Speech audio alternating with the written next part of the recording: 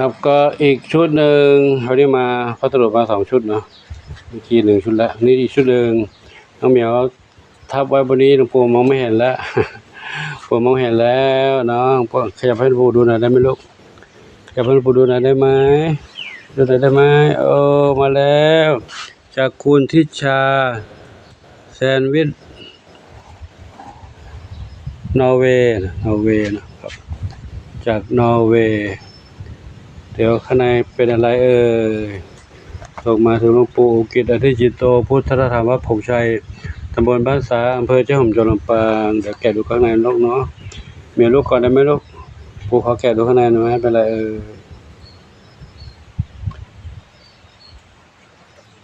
แกะกล่องออกมาแล้วเป็นอาหารเม็ดสำหรับน้องแมวเหมียว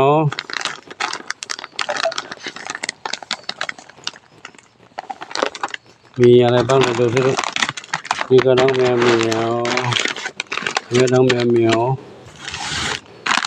เม็ดน้องแมวเหมียวใช่ไหมลูกอันนี้แมวลงอายุ7 ปีขึ้นไปนี่ของลูกแมวนี่แมวโตนี่ก็ของใครลูกนี่ของแมวโตนี่ของใครลูกอันนี้เป็นอะไร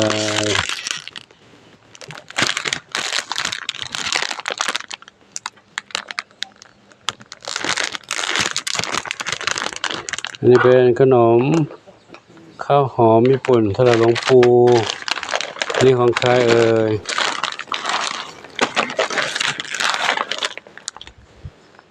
นี่ไม่ได้เขียนบอกของใครเดี๋ยวที่หลวงปู่ดูที่ลูกนี่เป็น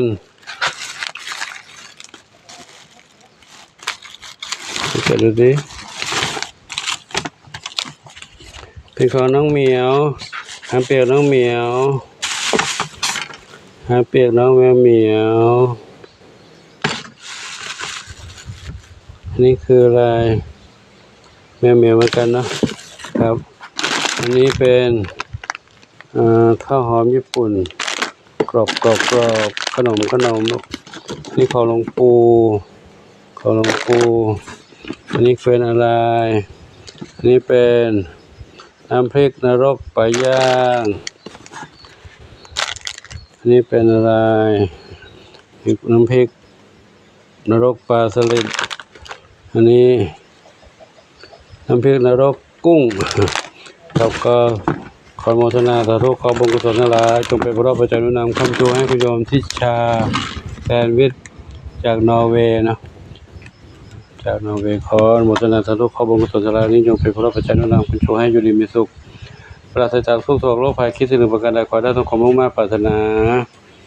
ทุกประการเทินสัพพิติโยวิวัชชันตุสัพพะโลกโควินัสตุมาเตภวัตรายโยสุขีทีคายุโกภวะ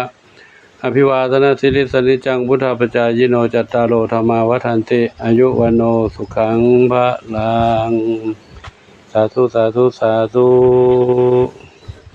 แมวมีอาหารกินแล้วลูกนะ